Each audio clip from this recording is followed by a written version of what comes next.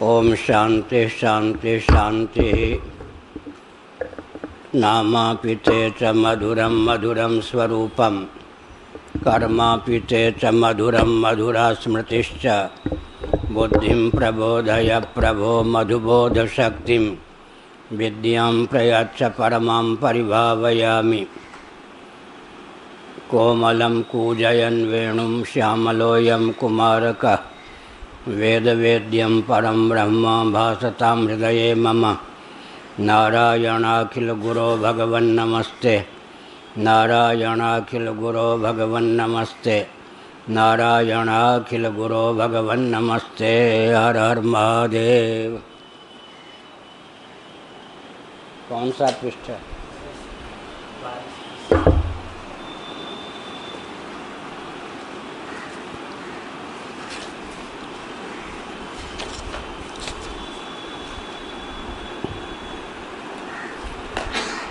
भाष्य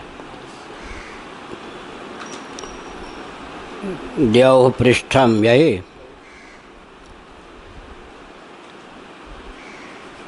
मेध्य अश्व का पृष्ठ द्युलोक है, क्योंकि जो पशु होता है उसका सिर ऊर्ध्व प्राय नहीं होता। ऊँट की बात अलग है, लेकिन पृष्ठभाग ऊँट इत्यादि का भी उन्नत होता है। तो अश्व का पृष्ठभाग ऊर्ध्वमुख होने के कारण द्यु है। द्युलोक ऊर्ध्वत्व सामान्यात्। भला पृष्ठ को द्युलोक क्यों कहा, जबकि मांडूक्य उपनिषद में सप्तांग का उल्लेख है। छांदोग्य उपनिषद के अनुसार भगवत पाद शंकराचार्य महाभाग ने सप्तांग की पूर्ति की है, उसमें द्युलोक को सिर कहा गया। तो मनुष्य की प्रधानता से वह वर्णन है। मनुष्य का सिर ऊर्ध्वमुख होता है, लेकिन अश्वमेध में प्रयुक्त और विनियुक्त जो अश्व है उसका पृष्ठभाग सिर है। वो बैठना चाहो अंदर बैठ लो। अंतरिक्षम उदरम सुशिरत्व सामान्यात्। अंतरिक्ष उसका उदर है, क्योंकि पेट में भी अवकाश होता है। अंतरिक्ष भी अवकाश से युक्त है। समानता को लेकर उपमा उपमेय की बात चलती है। सादृश्य की बात तब होती है जब किसी अंश में एक रूपता हो। छिद्र को लेकर दोनों में एक रूपता है, तो अंतरिक्ष ही उदर है, क्योंकि पृष्ठ की अपेक्षा वह अधोभाग में स्थित है। पृथ्वी पादस्यमिति वर्णव्यत्ययेन पादासनस्थानम इत्यर्थः। वर्ण का व्यत्यय हो गया, पाद के स्थान पर पाद का प्रयोग किया गया। यह जो अश्व है उसके पांव रखने का स्थान पृथ्वी है। ठीक ही है। पैदान पांव को रखने का स्थान पृथ्वी है। पृथ्वी को सीधे पांव न कहकर पांव को रखने का स्थान बताया गया। दिशश्चतस्रोऽपि पार्श्वेन दिशं संबंधात्।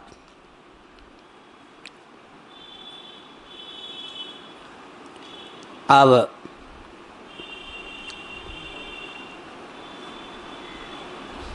पार्श्व से दिशाओं का संबंध होने के कारण चारों दिशाएं अश्व के दो पार्श्व हैं। अब प्रश्न उठता है कि पार्श्व दो, दिशाएं तो चार हैं। तो इस पर कहते हैं पार्श्वयोर दिशाम च संख्या वैषम्यात् अयुक्तमिति चेत। चार को लेकर दो को लेकर संख्या में विषमता है, अगर ऐसा कहो तो न। सर्वमुखत्वोपपत्तेः अश्वस्य पार्श्वभ्यामेव सर्वदिशां संबंधात् अदोषः। अश्व का मुख वह चारों दिशाओं में यूँ कर सकता है और करता है, इसलिए पार्श्व दो होने पर भी मुख के योग से पार्श्व की संख्या चार हो जाती है। यूँ किया तो इधर, यूँ किया तो इधर, ऐसे। अवान्तर दिश आग्नेयाद्याः पार्श्वः पार्श्वस्थानी पार्श्वस्थीनि या कहते हैं। आग्नेय इत्यादि जो अवान्तर दिशाएं हैं, कोण, चार कोण, पसलियाँ हैं। पसली माने पार्श्व भाग की अस्थियाँ।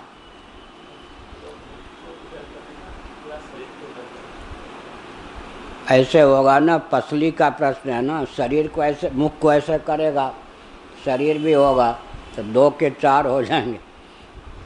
पसलियाँ तो दो ही हैं, लेकिन मुख के हिसाब से वो ऐसे कर देगा तो शरीर का तो झुकाव उधर हो जाएगा।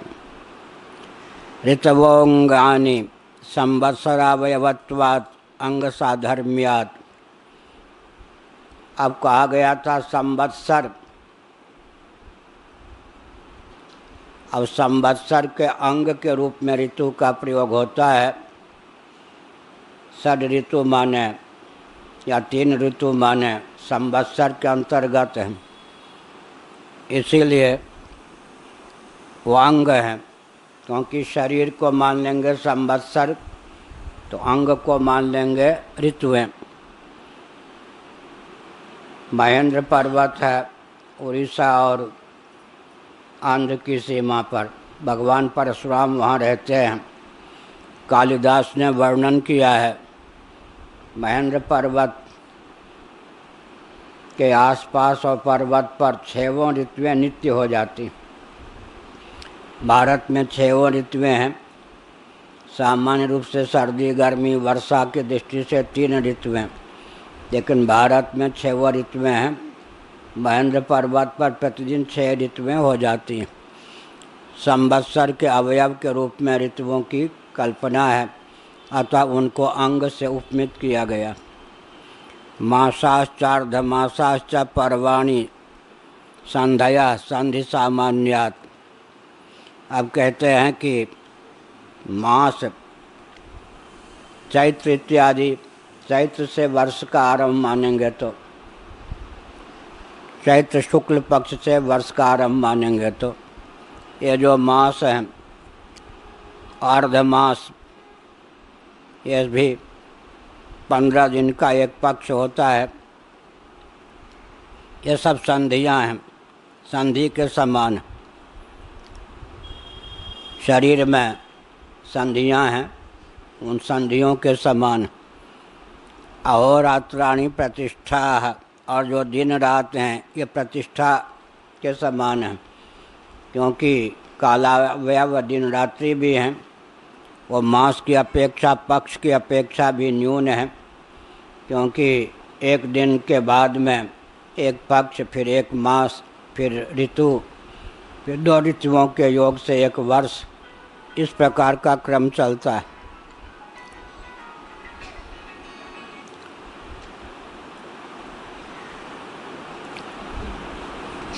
अहोरात्र ही कालात्मा प्रतिष्ठत्य अश्वस्य पादैः, यह कहा।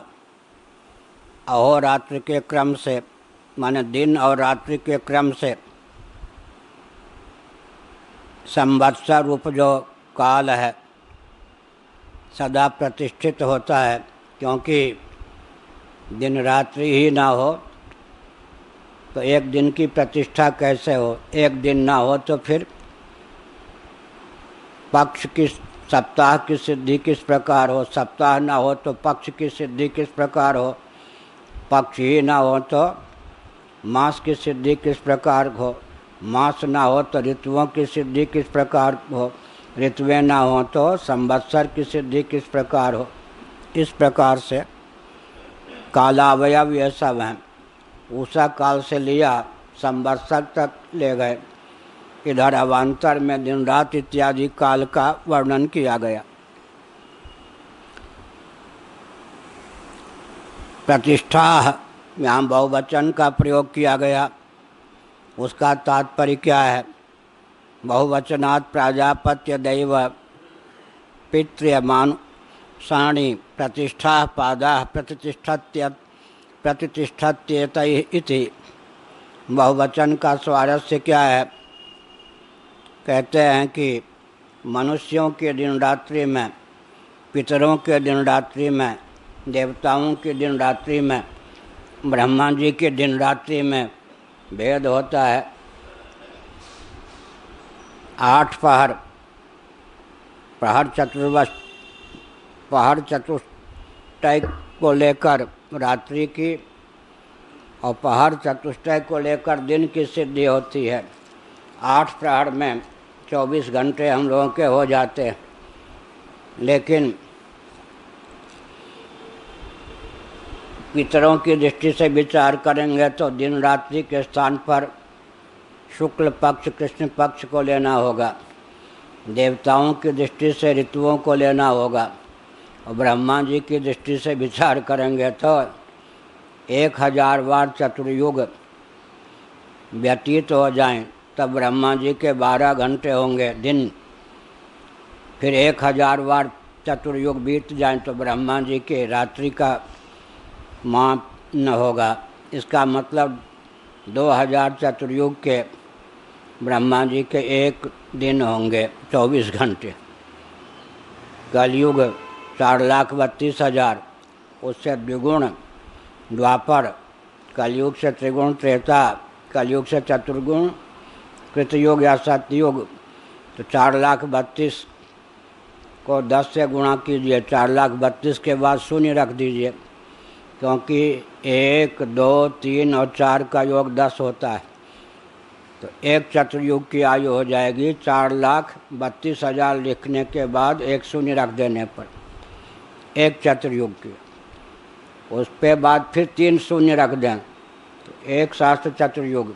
फिर उसको 2 से गुणा कर दें तो ब्रह्मा जी के 24 घंटे।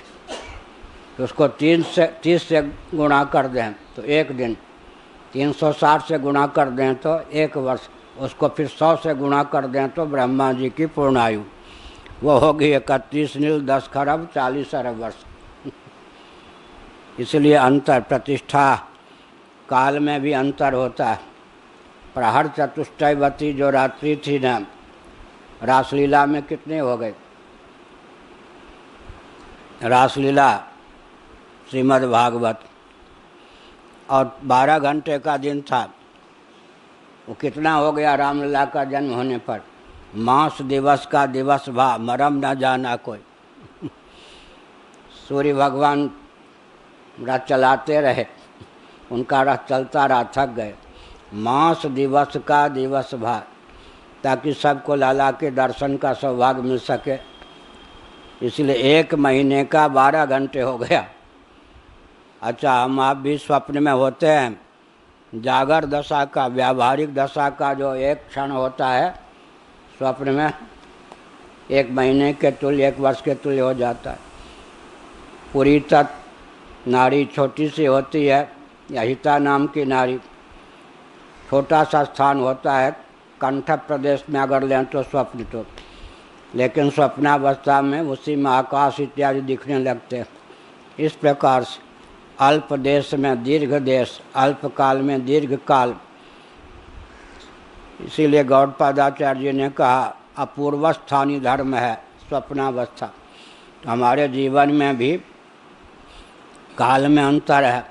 ऐसे व्यावहारिक धरातल पर हम मनुष्यों के दिन रात्रि में, पितरों की दिन रात्रि में, देवताओं की दिन रात्रि में, फिर मनवादी का भी वर्णन है मनुस्मृति में, और अंत में ब्रह्मा जी के दिन रात्रि में बहुत अंतर है। भारत की मुद्रा, रुपये का अंकन और डॉलर अमेरिका, उसमें भी अंतर है। भारत के मुद्रा में, नेपाल के मुद्रा में भी अंतर है। और जागृत के काल में, स्वप्न के काल में, जागृत के देश में, स्वप्न के देश में, जागृत की वस्तु में, स्वप्न की वस्तु में बहुत भेद होता है। इसलिए प्रतिष्ठा बहुवचन का प्रयोग किया गया।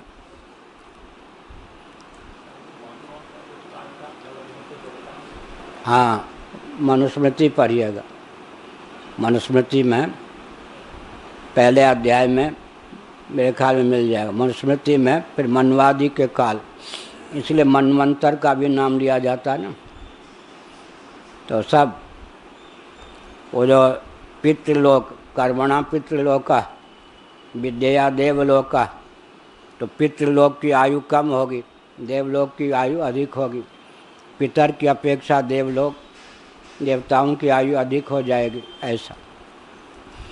क्योंकि वहाँ पितरों का क्या हो गया, पक्ष, देवताओं के ऋतु, वर्ष, ऋतु फिर वर्ष होंगे ना, 2 ऋतु के मिलाकर के क्या हो, षड माने आयन, आयन उत्तरायण दक्षिणायन को मिलाकर के वर्ष हो जाएगा। और यहाँ तो फिर पक्ष को लेकर होगा, वहाँ आयन को लेकर होगा। बीच में जो गंधर्व इत्यादि हैं और ऋतु को लेकर हो जाता है। तो अवान्तर भेद हो, मनु के काल, इन सब के काल, तो काल में भी प्रभेद हो जाता है, देश में प्रभेद हो जाता है। जागृत का देश, स्वप्न का देश, जागृत का काल, स्वप्न का काल, जागृत की वस्तु, स्वप्न की वस्तु, जागृत का शरीर, स्वप्न का शरीर। जागृत का शरीर सप्त धातुमय है, स्वप्न का शरीर असप्त धातुमय है। यह सप्त धातुमयता की प्रतीति होने पर भी स्वप्न का शरीर मनोमय होने के कारण असप्त धातुमय है। तो वस्तु वस्तु में अंतर, काल काल में अंतर, देश देश में अंतर। इसी तरह से धर्म में अंतर हो जाएगा। देवताओं पर जो नियम लागू होता है वो मनुष्यों पर नहीं लागू होता। मनुष्यों पर जो नियम लागू होता है वो देवताओं पर लागू नहीं होता। अप्सराओं पर जो नियम लागू है वो यहाँ की पतिव्रताओं पर लागू हो जाए तो पतित हो जाए, इसलिए। लेकिन भाई बहन का विवाह देवलोक में भी निषिद्ध है, यहाँ भी निषिद्ध है। कुछ नियम समान चलते हैं, कुछ नियम बदल जाते हैं। देवलोक का नियम अलग है, मर्त्यलोक का नियम अलग है। इसी प्रकार से लोक को लेकर, काल को लेकर, वस्तु को लेकर। अच्छा, अब यात्रा में है, शूद्रवत आचरण करने पर पतित नहीं माने जाएंगे, और अपने घर पर हैं, स्वस्थ हैं, तो शूद्रवत आचरण करेंगे तो पतित माने जाएंगे। इसीलिए यात्रा का नियम अलग हो गया, अपने स्थान का नियम अलग हो गया। ये सब ज्ञान होना चाहिए। इस प्रकार का ज्ञान होने से व्यक्ति व्यवहार कुशल होता है। शास्त्र हमको व्यवहार कुशल भी बनाते ना। आजकल क्या हो गया, शास्त्र पढ़ते हैं माने व्यवहार शून्य। कहाँ से पिशाच वृत्ति आ गई। शास्त्र पढ़ते हैं, शास्त्र का अध्ययन करते हैं तो उनकी दृष्टि इतनी पैनी होनी चाहिए, व्यवहार भी उनका दिव्य होना चाहिए, प्रभाव भी उनका दिव्य होना चाहिए, स्वभाव का भी उनका दिव्य होना चाहिए। और शास्त्र के नाम पर हाथ भी नहीं चलाते। हम बाबा हो गए, शास्त्र पढ़ते हैं सामने कोई मूर्छित हो गया तो हम बाबा हैं, हम क्यों देखें, गंदगी पड़ी है तुम क्यों उठावें। ये सब कोई पिशाच वृत्ति हो गई ना। इसलिए अध्ययन अध्यापन सब पर अंग्रेजों की कूटनीति क्रियान्वित हो गई। ये सब शास्त्र पढ़ने वाला बड़ा विकट ऐसा शासन सह सकता है जैसा शासन चलता है भारत में विविध प्रांतों में। खून खौलते नहीं, शास्त्र के नाम पर प्रमाद की पराकाष्ठा। ऋषि लोग इतने प्रतापी क्यों होते थे? शास्त्र के बल पर। मेधा शक्ति शास्त्र का अध्ययन करने से उद्दीप्त होनी चाहिए या मंद होनी चाहिए? मंद हो जाती है। इसीलिए पढ़ने पढ़ाने की विधा भी विकृत हो गई। यह कहा हाँ, शोधन, महाकाल का चिंतन कीजिए, काल का शोधन, कर्म का शोधन, भगवदर्श कर्म कीजिए, कर्म का शोधन, ठीक है। महाकाल का चिंतन करेंगे, काल का शोधन हो जाएगा। आत्मत्वेन, भगवान का चिंतन करेंगे तो काल आत्मा हो जाएगा। कहाँ लिखा है? एकादश स्कंद भागवत में। बहिर्मुख व्यक्तियों के लिए जिनका काल रूप में ताता, शुभ और अशुभ कर्मफल दाता, रामचरितमानस में एकादश स्कंद का अनुवाद किया गया। भगवान श्री कृष्ण ने उद्धव जी से कहा, तत्वज्ञ के लिए मैं अंतरात्मा हूँ, बहिर्मुख व्यक्तियों के लिए मैं काल हूँ। हो गया ना शोधन। काल से हमको डर लगता है ना, काल कबलित हो जाएंगे। और काल का शोधन क्या होगा? काल की आत्मरूपता का ज्ञान। फिर कहा, जो सचमुच में भेद बुद्धि संपन्न आस्तिक होते हैं उनकी बड़ी स्थिति खराब होती। ऊपर भगवान की ओर देखते हैं तो होता है भगवान का कालजासु को दंड देने के लिए, यमराज के रूप में दंड देने के लिए भगवान का अस्त्र यमदंड जागरूक है। नीचे संसार को देखते हैं तो संसार खा जाएगा। ऊपर भगवान की ओर देखते हैं तो भगवान दंड देंगे, पाप का फल भोगना पड़ेगा। तो ये काल नीचे देखा तो ये सब पत्नी, मान, सम्मान, पति, ये सब हम उलझ जाएंगे। कहीं उलझ ना जाएं। जगत की ओर देखा तो भय लगा, भगवान की ओर देखा तो भय लगा। अब जिनकी दृष्टि में सब आत्मस्वरूप, उनको न इधर से भय है न उधर से। इसलिए जब तक वेदांत दृष्टि प्राप्त नहीं होती तब तक भय है। लेकिन वो भय क्या है? भय का वारक। भव भी भयप्रद, भगवान भी भयप्रद। भगवान किस लिए भयप्रद? वो क्षमा नहीं करेंगे, दंड दिए बिना नहीं रहेंगे। इसलिए भगवान की ओर दृष्टि जाएगी तब भय होगा। भव की ओर तो भव हमको पकड़ ना ले, ग्रस ना ले। इसीलिए फिर जब भगवान की आत्मरूपता का विज्ञान होता है तो अभय हो जाता है। गीता के जो 3 शब्द हैं 16वें अध्याय में, वही पूरा क्या है? वैदिक वांग्मय। अभयम सत्व संशुद्धिर ज्ञान योग व्यवस्थिति। अभय शब्द से ही प्रारंभ हुआ है। अभयम, बीच वाला पहले लीजिए। सत्व संशुद्धि, अंतःकरण की विशुद्धि। कर्मयोग का फल हो गया या नहीं? उपासना योग का फल हो गया। गीता के 5वें 6ठे अध्याय के अनुसार, कायेन मनसा बुद्धिया केवलैरिन्द्रियैरपि योगिनः कर्म कुर्वन्ति संगं त्यक्त्वात्मशुद्धये। और 6ठा अध्याय योग मात्म विशुद्धये। यहाँ शुद्धये है, वहाँ विशुद्धये है। सत्व संशुद्धि, कर्मयोग, उपासना योग का फल। ज्ञान योग व्यवस्थिति, ज्ञान योग आ गया। अब ज्ञान योग का फल अभयम, अभय हो गए। हो गया ना? पूरा वैदिक वांग्मय 3 शब्दों में भगवान ने कह दिया। अभयम सत्व संशुद्धि ज्ञान योग व्यवस्थिति। साधन का क्रम भी बता दिया, सिद्धि भी बता दी। अभयम, अद्वैय विज्ञान से अभय को अभय पद को प्राप्त होता है। यह कहा, नक्षत्राणि अस्थिनि शुक्लत्व सामान्यात्।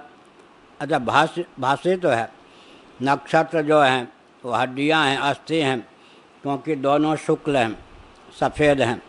नभो नवस्था मेघा अंतरिक्षस्य उदरत्वोक्ते है मांसान्युदक रुधिरसेचन सामान्यात्। अब अंतरिक्ष को कह दिया उदर, तो यहाँ फिर नभ आ गया। नभ माने आकाश।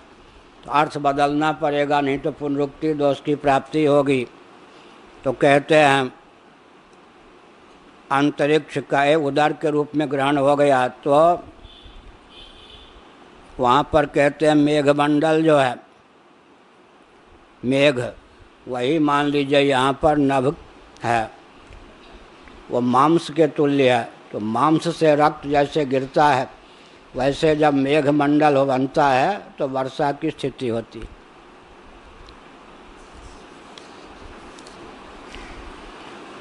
उवध्यम उदरस्थम अर्धजीर्णमशनम सिकता विश्लिष्टावयवत्व सामान्यात। उवध्य का अर्थ क्या है? उदर में स्थित जो अर्धपक्व अन्न, उसी को कहते हैं। अजीर्ण, अभी पूरा नहीं पचा है। और जैसे बालू के कण बिखरे होते हैं, ऐसे अभी अन्न पेट में शेष हैं, अभी भोजन की आवश्यकता नहीं है। इसीलिए उवध्य, उवध्य माने आधा अर्धपक्व अन्न, अभी पूरा पाचन नहीं हुआ है, अन्न बिखरे हुए हैं। जब पाचन हो जाएगा तो अन्न में विभाजक रेखा समाप्त हो जाएगी, रस इत्यादि के रूप में अन्न परिणत हो जाएगा। सिंधवा चंदन सामान्या नद्यो गुदा नाड्यो बहुवचनाच्च, यह कहा। ये जो सिंधु हैं, इसका मतलब नदियां हैं, ये गुदा के स्थान पर हैं, यह कहा। गुदा माने नाड़ियां हैं। सिंधु और गुदा शब्द बहुवचन में प्रयुक्त है, इसलिए कर दिया। यकृच्च क्लोमानश्च हृदयस्य अधस्ताद दक्षिणोत्तरौ मांसखंडौ। अब इसमें क्लोमा या यकृत और क्लोमा, ये दोनों पारिभाषिक शब्द हैं। यकृत और क्लोमा हृदय के नीचे भाग में दाईं ओर और बाईं ओर ये स्थित रहते। दो मांसखंड का नाम है, एक का नाम क्लोमा, एक का नाम यकृत। यकृत और क्लोमा ये हैं।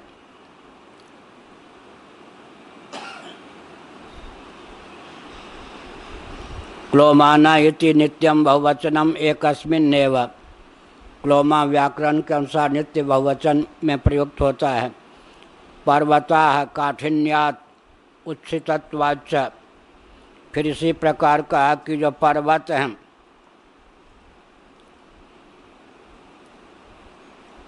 ये कठिन होने के कारण यकृत और क्लोमा की तरह पर्वत भी कठिन है। यकृत और क्लोमा कौन है? कठिन है, तो पर्वत से रूप निरूपित किया, पर्वत हैं। ये जो पर्वत दिखाई पड़ते हैं वो अश्व के यकृत के तुल्य हैं। औषधयश्च क्षुद्रा स्थावराः वनस्पतयो महंतो लोमानि केशाश्च यथा संभवम। अब जो कहते हैं स्थावर प्राणी हैं, तरुलता गुल्म इत्यादि, इनके दो भेद कर दिया, औषध और एक वनस्पति। छोटे स्तर के जो वनस्पतियाँ होती हैं, स्थावर प्राणी होते हैं, उनका नाम औषध, और विशाल वट वृक्ष इत्यादि हो जाएं तो वनस्पति। ये अंतर किया गया। क्षुद्र और दीर्घ मतलब लघु और विस्तृत।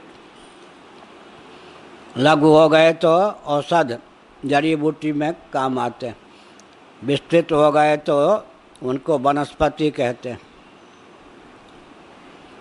उद्यन्नुद्गच्छन् भवति सविता मध्याह्नादश्वस्य पूर्वार्धो नाभेरुर्ध्वमित्यर्थः। निम्लोचन्नस्तं यन्न मध्याह्नाद् जघनार्धोपरार्धः पूर्वापरत्व साधर्म्यात्।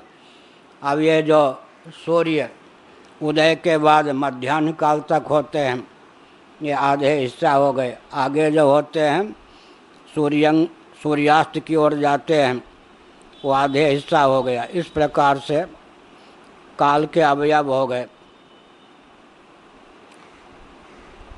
उदित सूर्य और अस्तंगत सूर्य, यही जघनार्ध, जघन का आधा हिस्सा इधर आधा उधर।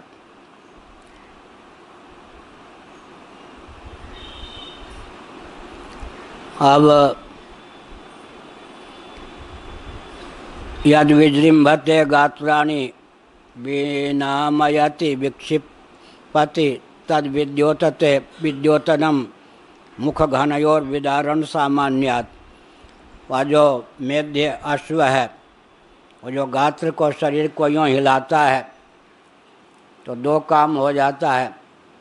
एक तो रोएं आदि में जो धूल इत्यादि का सन्निवेश होता है, वो हट जाते हैं, रजकण, और दूसरे उसके थकान भी मिट जाए।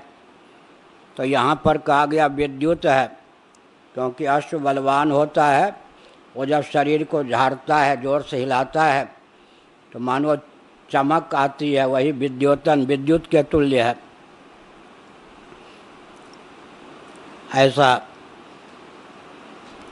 ऐसे करके जम्हाई लेते हैं ना, जम्हाई लेने पर वो क्या है, मुख फैल जाता है, तो मानव उद्दीप्त हो जाता है, वो विद्युत का चमकना है। यद विधुनते गात्राणि कंपयति तत्स्तनयति गर्जन शब्द सामान्यात। मुख को खोल दिया तो बिजली चमकने लग गई और शरीर को हिला दिया तो मेघ गर्जन होने लगा। शरीर को हिलाता है घोड़ा तो शब्द की निष्पत्ति होती, हाँ मुख खोल दिया तो तेजस्विता की अभिव्यक्ति होती है, मानो बिजली चमकने लग गई। मेघ मंडल का वर्णन किया, विद्युत का वर्णन भी कर दिया, और घन गर्जन का भी वर्णन कर दिया।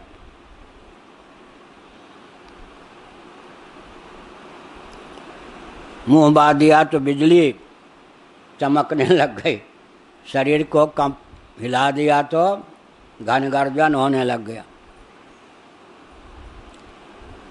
और फिर मूत्र दिया, मूत्र का त्याग कर दिया तो मेघ बरसने लग गया, वर्षा होने लग गई। यानी मेहति मूत्रम करोति अश्वः तद वर्षति वर्षनम तत्सेचन सामान्यात। जहाँ अश्व का मूत्र पड़ता है वहाँ की जगह गीली हो जाती है, वर्षा होने से भी जगह भीग जाती है। इस प्रकार मूत्र हो गया, क्या है वो, वर्षा, मेघ का बरसना। तो बिजली चमकना, मेघ का गरजना और मेघ का बरसना, सबका रूपक बता दिया। अब कहते हैं एक ही है वाक, जिसको लेकर कोई रूपक की बात नहीं बनी। वागेव शब्द एव अस्य अश्वस्य वागिति नात्र कल्पना। कोई यहाँ पर आरोप नहीं किया गया, क्योंकि आरोप क्या करते, मुख का जब वर्णन कर दिया गया तब क्या कहा गया, अग्नि, मुखाद अग्नि रजायत। अगर वहाँ पर वाक ले लेते तो यहाँ वाक आ गया। अब वाक के अधिदैव कौन है, अग्नि, अग्नि का प्रयोग मुख्य रूप में हो गया, तो यहाँ कोई रूपक या कल्पना नहीं है। तो अपनी ओर से समझ लेना चाहिए, और जो अग्नि मुख का वर्णन कर दिया गया उसी में तादात्म्यापत्ति हो गई। मुख से पृथक वास्तव में क्या है, वाक है। इसलिए वाक का पृथक उल्लेख होने पर भी अधिदैव की दृष्टि से विचार करें तो एकत्व है। उस एकत्व का वर्णन पहले मुख के नाम पर कर चुके अग्नि का वर्णन, इसलिए वाक को छोड़ दिया। माने वाक जो है वो वाकई है वाक वाकई है, उसके लिए कोई कल्पना अध्यारोप की बात नहीं। अब आनंद गिरी, ठीक, नारायण।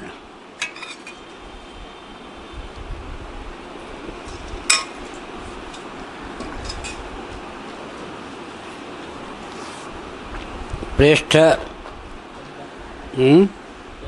हाँ एक, ठीक, नारायण।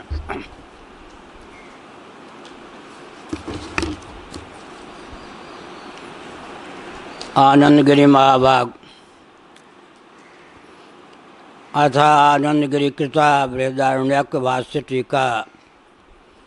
यद विद्यावसाद विश्वं दृश्यते रसनाहिवत् यद विद्यया च तद्धानि तम वंदे पुरुषोत्तमम। मंगलाचरण करते हैं, शिष्टाचार का परिपालन भी हो जाता है, विघ्न का निवारण भी हो जाता है।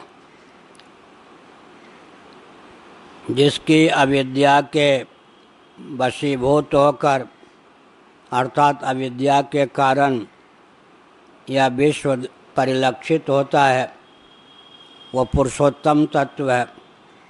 रसनाहिवत जैसे कि रस्सी में सर्प, रज्जु सर्पवत जिसके अज्ञान के फलस्वरूप जगत परिलक्षित होता है। यद विद्यया च तद्हानि, जैसे रज्जु तत्व का अधिगम हो जाने पर रज्जु सर्प की हानि हो जाती है, तद्वत जिस पुरुषोत्तम तत्व का आत्मत्वेन विज्ञान हो जाने पर विश्व के मिथ्यात्व का निश्चय हो जाता है। तम वंदे पुरुषोत्तमम, ऐसे पुरुषोत्तम भगवान को नमस्कार।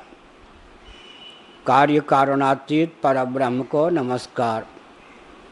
कार्य प्रपंच क्षर, प्रकृति अक्षर, क्षराक्षर से अतीत भगवान।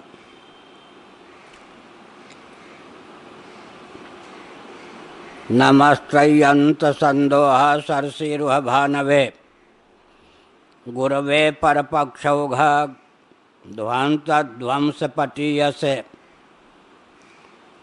त्रयंत ऋक् यजु साम अथर्व में तीनों का सन्निवेश है। तीनों वेद को तीन शब्द में संक्षेप में कहना हो तो क्या कहेंगे? मित अमित स्वर। क्या? केनोपनिषद शंकर वा मित अमित स्वर। मित कह दिया तो ऋग्वेद, अमित कह दिया तो यजुर्वेद, स्वर कह दिया तो सामवेद। शंकर भाष्य केनोपनिषद। मित अमित स्वर।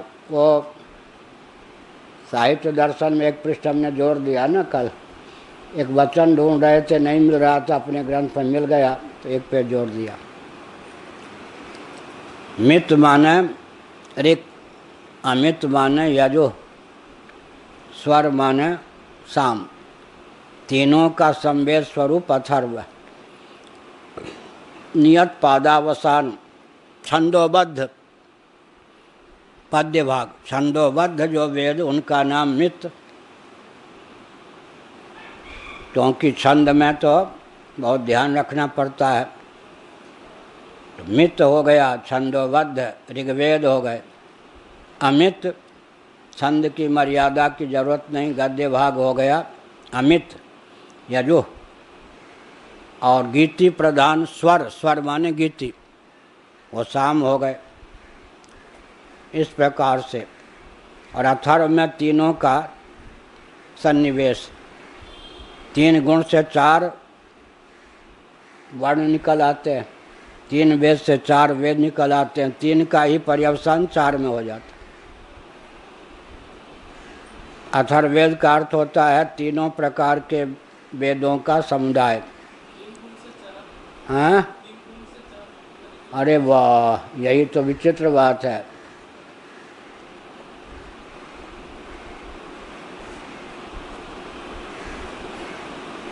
चातुर्वर्ण्यम मया सृष्टम गुण कर्म विभागसा, पर शंकर भाष्य पढ़िए। गुण कितने हैं? सत्व रजस तमस तीन गुण हैं। वर्ण कितने हैं? चार। तीन से चार हो जाते हैं। सत्वगुण ऊपर हो, बीच में रजोगुण हो, नीचे तमोगुण हो, एक विभाग हो गया। रजोगुण अच्छा, सत्वगुण ऊपर हो, बीच में तमोगुण हो, नीचे रजोगुण हो, दो विभाग हो गया। रजोगुण ऊपर हो, बीच में सत्वगुण हो, नीचे तमोगुण हो, विभाग हो गया या नहीं? रजोगुण ऊपर हो, बीच में तमोगुण कहेंगे तो यहाँ सत्वगुण हो, नीचे रजोगुण हो। तमोगुण ऊपर हो, बीच में रजोगुण हो, नीचे सत्वगुण हो।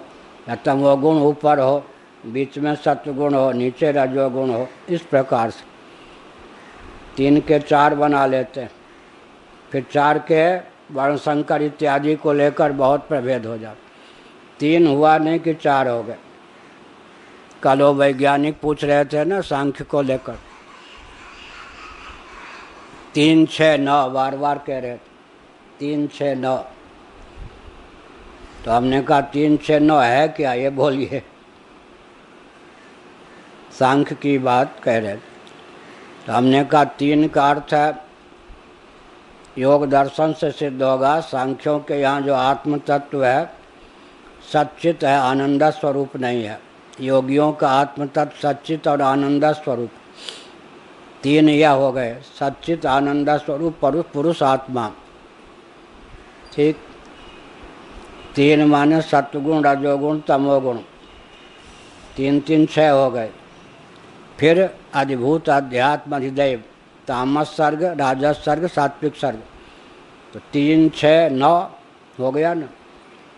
या तो 3 के 4 हो जाते, ऐसे 3 वेद ही 4 वेद हो जाते। एक दिन बताया था अग्नि से ऋग्वेद की अभिव्यक्ति, वायु से यजुर्वेद की अभिव्यक्ति और सूर्य से सामवेद की अभिव्यक्ति और चंद्रमा से अथर्ववेद की अभिव्यक्ति। इस प्रकार 4 देवताओं से 4 वेद की अभिव्यक्ति।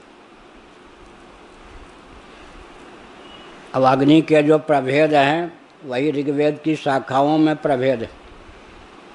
वायु के जो प्रभेद हैं, अभी एक ग्रंथ हम लिख रहे गणित पर, अक्षरांक मालिका, उसमें ये सब दे रहे। और एक ग्रंथ है वेद विमर्श नामक ग्रंथ है, उसमें वेद की शाखाओं का वैज्ञानिक विश्लेषण किया गया। इतनी शाखाएं क्यों, वर्णमाला के आधार पर और कई आधार पर। तो यहाँ नमस्त्रयंत संदोह, त्रयंत का अर्थ क्या हो गया, त्रयी का अंत। अब त्रयी का अंत को 2 ढंग से ले सकते हैं, ऋक यजु साम, उसका अंत क्या हुआ, शिरोभाग उपनिषद। और इधर ले लेंगे प्रस्थानत्रयी, गीता ब्रह्मसूत्र उपनिषद, उपनिषद गीता ब्रह्मसूत्र। प्रस्थानत्रयी से भी 3 ले सकते हैं, ऋक यजु साम। इनका जो अंत माने, एक आर्य समाजी थे विद्यानंद विदेह, कायस्थ वर्ण के थे, अजमेर के थे, पुलिस विभाग से अवकाश प्राप्त होकर बाबा हो गए थे। वो 1 महीने के लिए दिल्ली आते थे, अजमल खां पार्क में प्रवचन करते थे। मैं किसी का श्रोता नहीं था, 5 मिनट वहाँ 5 मिनट वहाँ खड़ा हुआ तो वो कहते थे वेदांत, वेद का अंत कर दिया इन वेदांतियों ने वेद का अंत कर दिया इन वेदांतियों ने। यहाँ अंत का अर्थ क्या है, सिद्धांत, वेदांत, सांख्य कृतांत, अंत माने सार भाग, शिरोभाग, अंत माने शिरोभाग।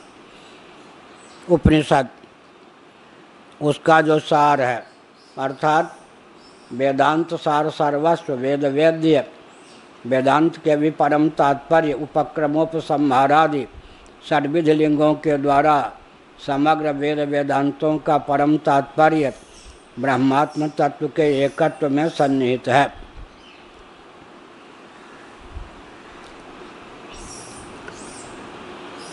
अब गुरु की वंदना है। सरसी रूह भानवे, सूर्य स्वरूप हैं और कमल को विकसित करते हैं जैसे सूर्य, उसी प्रकार जिनके अनुग्रह से जीवन में वेदार्थ उपनिषदार्थ की अभिव्यक्ति होती है। यह प्रस्थानत्रयी का जो सार तत्व है वो स्फुरित होता है। वो कैसे गुरुदेव हैं, परपक्षौघ ध्वंत ध्वंसपटीय से, दूसरों के जो पक्ष नास्तिकों के हैं या द्वैतवादियों के हैं, उस पक्ष को निरस्त करने में अत्यंत निपुण हैं। अर्थात अनात्म प्रपंच से विविक्त जो आत्म तत्व है उसकी ब्रह्मरूपता का बोध कराने में समर्थ हैं और अतन निरसन में भी समर्थ हैं। और जिन्होंने अनात्म प्रपंच को ही सत्य मान रखा है और जीव और ब्रह्म को भी वास्तव में भेदयुक्त, जीव और ब्रह्म का भेद भी सत्य मान रखा है, उनके पक्ष को दूर करने में, उनके पक्ष का निराकरण करने में जो समर्थ गुरुदेव हैं, जिनके अनुग्रह से जैसे सूर्य के अनुग्रह से पद्म विकसित हो जाता है, वैसे ही प्रस्थानत्रयी या ऋक् यजुः साम इनका जो शिरोभाग तीनों वेदों से संबद्ध जो उपनिषदें हैं उनका भाव हृदय में अभिव्यक्त हो जाता है। ऐसे गुरुदेव को नमस्कार है। भगवत्पाद पादाब्ज द्वंद्वम द्वंद्व निवर्हणम। भगवत्पाद शंकराचार्य महाभाग, इनके जो द्वंद्व चरण युगल चरणारविंद दोनों हैं, ये समग्र द्वंद्वों के निवारण में समर्थ हैं। भगवत चरणारविंद भगवत्पाद शिवावतार शंकराचार्य महाभाग के दोनों चरणों का आश्रय लेने पर निर्द्वंद्व हो जाता है व्यक्ति। द्वंद्व का बीज जो अज्ञान है वह भी सदा के लिए समाप्त हो जाता है। सुरेश्वरादि सद्भृंगैः अवलंबित वाज माँ भजे। अब भगवान शंकराचार्य महाराज के जो चरण कमल हैं, सुरेश्वराचार्य इत्यादि हमारे गुरु भाई, माने ये भी तो भगवान शंकराचार्य के शिष्य थे, इनके द्वारा सेवित हैं। पद्मपादाचार्य, सुरेश्वराचार्य, तोटकाचार्य, इन महान भावों के द्वारा भगवत्पाद शिवावतार शंकराचार्य महाभाग के चरण कमल। इनका चारी का नाम आता है, इनका तो क्यों नहीं आता चारी? किनका किनका? तोटकाचार्य किसका? आनंदगिरी का है। हमारा ग्रंथ देखो, कोई कोई कहते हैं तोटकाचार्य ही आनंदगिरी हैं, लेकिन कितने शिष्य थे सन्यासी, सबका नाम संख्या सब दिया है अपने ग्रंथ। 4 प्रमुख थे, बाकी कोई कोई तोटकाचार्य को ही आनंदगिरी मान लेते। हाँ, ऐसे भगवत्पाद का हम भजन करते हैं, सेवन करते हैं। बृहदारण्य के भाष्य शिष्योपकृति सिद्धये सुरेश्वरोक्ति माश्रित्य क्रियते न्याय निर्णयः। अब कहते हैं बृहदारण्यक भाष्य पर भगवत्पाद शंकराचार्य महाभाग की आज्ञा से सुरेश्वराचार्य महाभाग ने वार्तिक लिखा। उस वार्तिक का अभिप्राय यह था कि असंभावना, विपरीत भावना इत्यादि का सर्वथा निराश हो जाए, निरसन हो जाए। भगवत्पाद ने जो सूत्र शैली में बृहदारण्यक उपनिषद पर भाष्य लिखा है, उसमें जो गंभीर स्थल हैं जिनका अर्थ लगा पाना कुछ विद्वानों के लिए भी असंभव है, उस गंभीर पहेली को सुलझाने के लिए, समग्र भाष्य के रस रहस्य को व्यक्त करने के लिए जिन्होंने वार्तिक की संरचना की, उन सुरेश्वराचार्य महाराज के वार्तिक का भी विधिवत अनुशीलन करने के पश्चात मैं इस बृहदारण्यक उपनिषद पर जो शांकर भाष्य है उसकी टीका लिख रहा हूँ। इसका अर्थ है, ये टीका सध जाए तो वार्तिक भी सध जाए।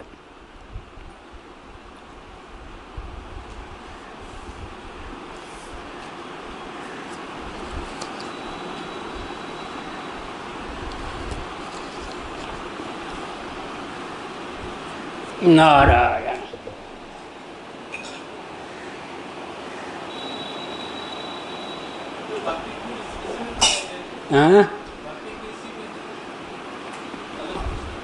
वार्तिक है, फिर विद्यानंद स्वामी जी ने वार्तिक सार लिखा है, वो भी है। वार्तिक पर्यंत वेदांत माना जाता है। भगवान शंकराचार्य का भाष्य और तैत्तिरीय पर ये सुरेश्वराचार्य के वेद की शाखा तैत्तिरीय उपनिषद पर शंकर भाष्य पर सुरेश्वराचार्य जी का वार्तिक, भगवान शंकराचार्य के वेद शाखा या बृहदारण्यक कारण शाखा, उस पर भाष्य पर वार्तिक, सुरेश्वराचार्य जी का वार्तिक पंचीकरण जो है शंकराचार्य का छोटा सा ग्रंथ, उस पर है। तैत्रीय उपनिषद शंकर भाष्य पर वार्तिक है। बृहदारण्यक उपनिषद शंकर भाष्य पर वार्तिक। वार्तिक पर्यंत वेदांत माना जाता है। भगवान शंकराचार्य के द्वारा किया गया भाष्य, और जहाँ वार्तिक सुलभ है वो वार्तिक पढ़ लें, जहाँ वार्तिक सुलभ नहीं है वो आनंद गिरी की टीका पढ़ लें, और हो तो भामती टीका, रत्न प्रभा टीका जो ब्रह्मसूत्र पर है उसे पढ़ लें। गीता पर शंकरानंद जी की टीका है, श्रीधरा स्वामी की है, मधुसूदन जी की है, नीलकंठ जी की है। ये सब मिला के विचार करें तो 15-20 टीकाएँ हो जाती। इनको पढ़ लें, वेदांती अच्छे हो जाएंगे। फिर और दिमाग की कसरत करना हो तो खंडन खंड के सुखी अद्वैत सिद्धि पर हैं।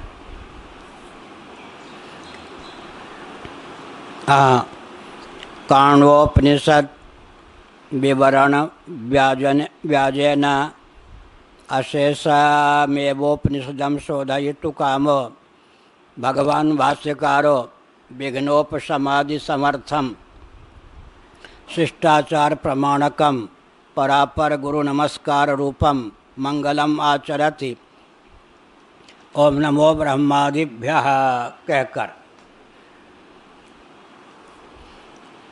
काण्व बृहदारण्यक उपनिषद काण्व शाखा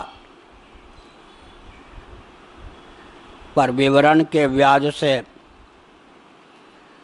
जितने भी उपनिषदें हैं उन सब के तात्पर्य को विशुद्ध रूप से व्यक्त करने की भावना से भगवत पाद शंकराचार्य महाभाग ने भाष्य किया। यद्यपि वे स्वयं भगवत स्वरूप ठहरे, शिव ठहरे, शिव का नाम लेने पर ही विघ्न का निवारण हो जाता है, लेकिन समर्थ होने पर भी शिष्टाचार को प्रमाण के रूप में चरितार्थ प्रस्तुत करने की भावना से उन्होंने पर अपर गुरुओं को नमस्कार किया। वही मंगलाचरण के रूप में यहाँ पर प्रस्तुत है। ओम नमो ब्रह्मादिभ्यः। ये हैं वैज्ञानिक। यह जो ब्रह्मसूत्र है, कुछ लोग आक्षेप करते हैं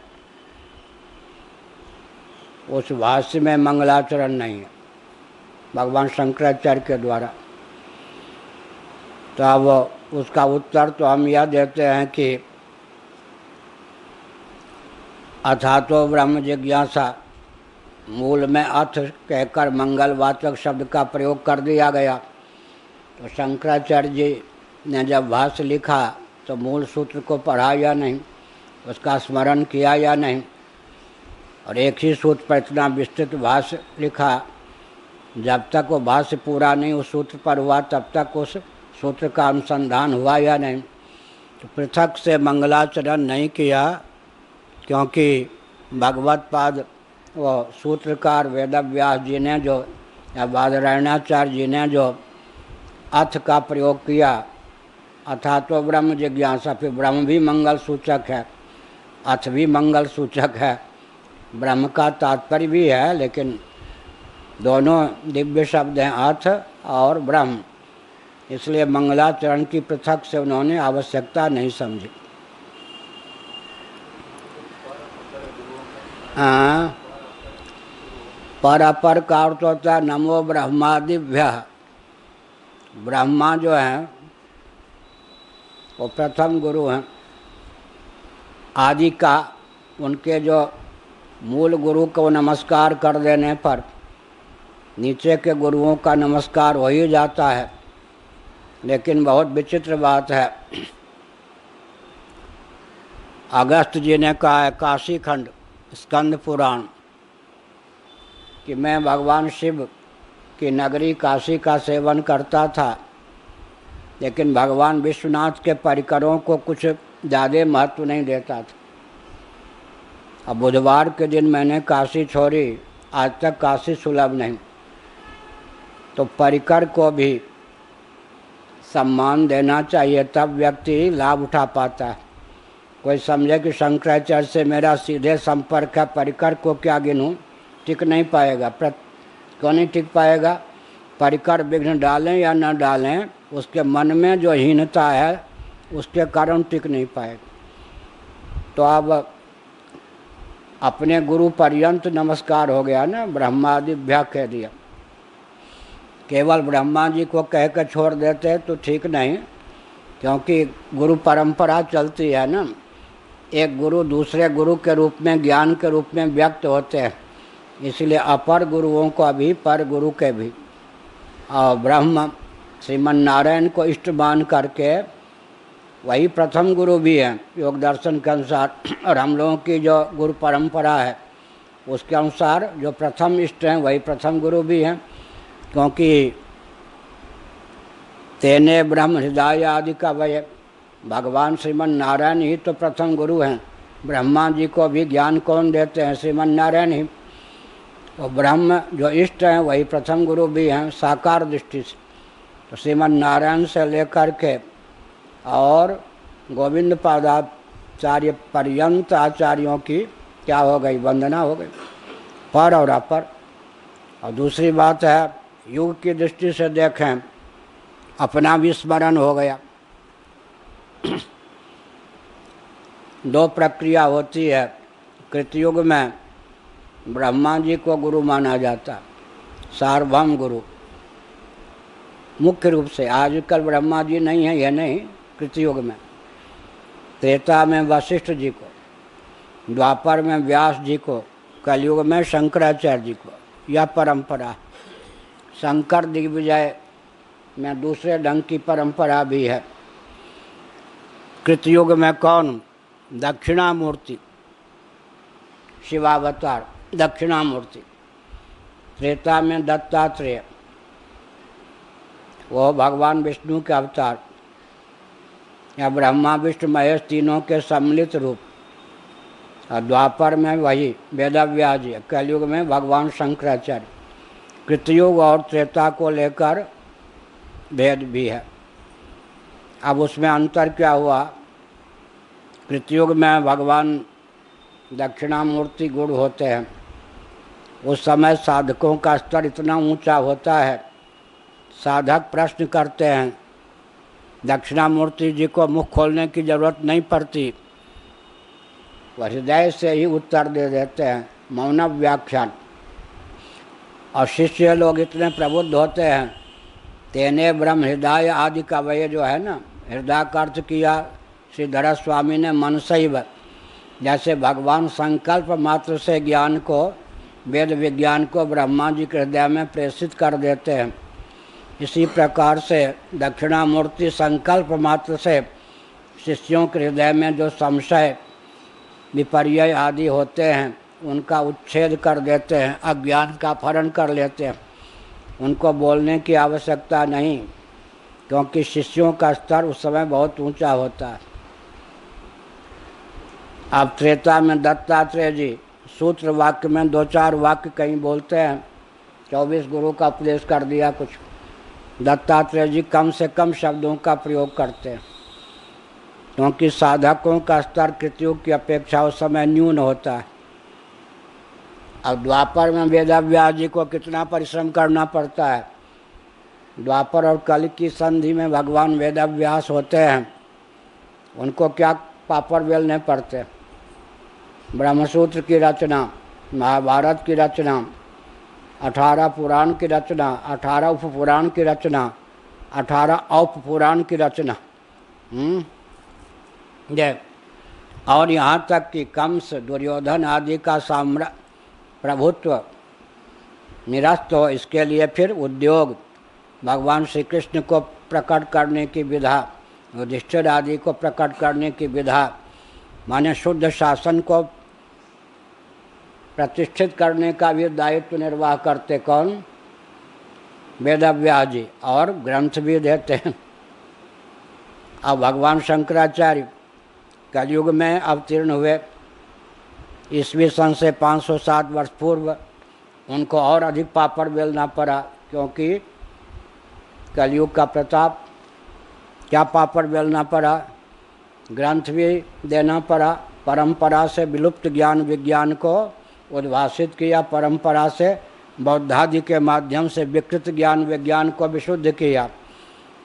यहाँ तक कि धर्मराज्य की प्रतिष्ठा के लिए परकाय प्रवेश भी करना पड़ा सन्यासी होकर। कुल 32 वर्ष की आयु में जितना शंकराचार्य ने किया। और एक विचित्र बात है, वहाँ तो कंस को मरवाना पड़ा, दुर्योधन को मरवाना पड़ा और यहाँ सुधन्वा का हृदय शोधन करना पड़ा, मारा नहीं न मरवाया। कुछ का सुधन्वा का हृदय परिवर्तन कर दिया ना, मारा तो नहीं ना। तो उसका हृदय और व्यास गद्दी का शोधन, बौद्धों के हाथ से व्यास गद्दी लेकर शोधन कर दिया, 4 पीठों की उद्भावना की। अब बौद्ध सम्राट को सनातन सम्राट बनाकर शासन तंत्र का भी शोधन किया, तो व्यासपीठ का भी शोधन किया, शासन तंत्र का भी शोधन किया। और कहाँ भगवान शंकराचार्य और कहाँ हम लोग आजकल के। मैं अपनी बात कहता हूँ, यहाँ कमर में दर्द, ये वो सारी भी न वो विद्या न कुछ, लेकिन परिस्थिति विकट उनसे भी अधिक। 2500 वर्ष पूर्व शंकराचार्य हुए। अब 2500 में जितना पतन हुआ है भारत का, विश्व का देख ही रहे। तो अब हम लोगों का दायित्व कितना बढ़ गया क्या भगवान शंकराचार्य को परकाय प्रवेश करना पड़ा। शास्त्र का उद्दीप्त किया ही, विलुप्त ज्ञान विज्ञान को उद्भाषित किया, विकृत ज्ञान विज्ञान का शोधन किया, धर्म नियंत्रित पक्षपात विहीन शोषण विनिर्मुक्त सर्वहितप्रद सनातन शासन तंत्र की स्थापना की। सन्यासी होकर राजा के शरीर में पुर्यष्टक सहित प्रविष्ट करके काम कला का भी अध्ययन इसलिए करना पड़ा क्योंकि उभय भारती को उत्तर देना था। अगर सन्यासी के शरीर से उत्तर देते तो कह देती वह कि आप व्यभिचारी हैं, उत्तर न देते तो पराजित हो जाते, तो मंडन मिश्र नहीं मिलते। तो एक योग्य शिष्य की प्राप्ति के लिए सन्यासी का शरीर छोड़कर पुर्यष्टक से जीव कला से एक राजा के सब शरीर में प्रवेश भी करना पड़ा। इतना पापड़ बेलना पड़ा। क्या कापालिकों से युद्ध, क्या क्या कापालिकों का उपद्रव, क्या क्या उपद्रव। एक विचित्र बात है, वो कापालिक सब ब्राह्मण थे, भैरव के पास है ना। युद्ध भी हुआ, सुधन्वा राजा ने युद्ध भी किया। फिर हुंकार के द्वारा शंकराचार्य जी ने कापालिकों की सेना को भस्म भी किया। हमने इतना इसलिए कहा कि जब 2500 वर्ष पहले इतने पापड़ शंकराचार्य को बेलने पड़े, अब तो 2500 में पतन की पराकाष्ठा हम लोगों के सामने है। हम लोगों को कितना प्रयास करना चाहिए, कितना दायित्व हम लोगों पर प्राप्त है।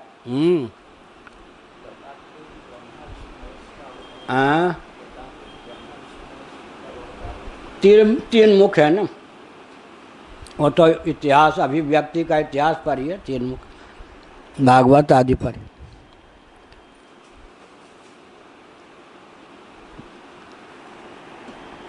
मुमुक्षुर वै शरण हम प्रपद्य, वहाँ कहा था आपने, जो कोई मुमुक्षु होता है, कदाचित सिद्ध गुरु नहीं मिलते हैं। भगवान दत्तात्रेय का अवतार इसलिए होता है, उसको गुरु तक ले जाएं, गुरु को उस तक पहुंचा दें, या स्वयं ही किसी न किसी रूप में प्रकट होकर उसे तत्व ज्ञान दे दें। इसीलिए दत्तात्रेय जी को गुरु माना गया। त्रेता में, द्वापर कली की बात वही है। उधर से ब्रह्मा जी, वशिष्ठ जी, इधर दक्षिणामूर्ति जी और दत्तात्रेय जी। यह परंपरा इसलिए मैंने कही कि अधिक परिश्रम करना पड़ता है। किनके? दक्षिणामूर्ति की अपेक्षा दत्तात्रेय को मुँह खोलना पड़ता है। वेदव्यास जी को तो ग्रंथ भी लिखना पड़ता है, अराजक शासन तंत्र को छिन्न करके धर्मराज की स्थापना के लिए बहुत उद्यम भी करना पड़ता है। और फिर भगवान शंकराचार्य को तो शास्त्रार्थ भी करना पड़ता है। शास्त्र की रचना, शास्त्रार्थ और धर्मराज की प्रतिष्ठा और चारों धामों में की उद्भावना, चार पीठ की प्रस्थापना, इतना काम शंकराचार्य को करना पड़ता है। हम लोग उनकी परंपरा में हैं और 2500 वर्षों में विकृति की पराकाष्ठा हो गई है। तो हम लोग आलसी होकर बैठे रहेंगे तो कैसे काम चलेगा। कम से कम मैं रोज़ ही सोचता हूँ, सोने से पहले 15 मिनट रोज़ ही विचार करता हूँ। इतना बड़ा दायित्व हमको प्राप्त है तो भगवान ही शक्ति देंगे। तो चैन से बैठना, सोते रहना काम बनेगा क्या?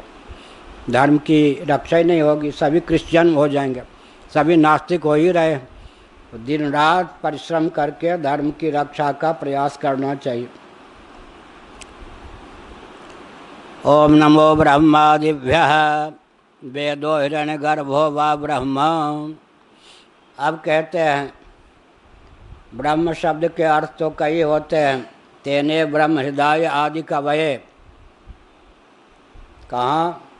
श्रीमद् भागवत। यहाँ ब्रह्म शब्द का अर्थ वेद है और ब्रह्माक्षर समुद्भवम, गीता के 3 अध्याय में ब्रह्म का अर्थ वेद है।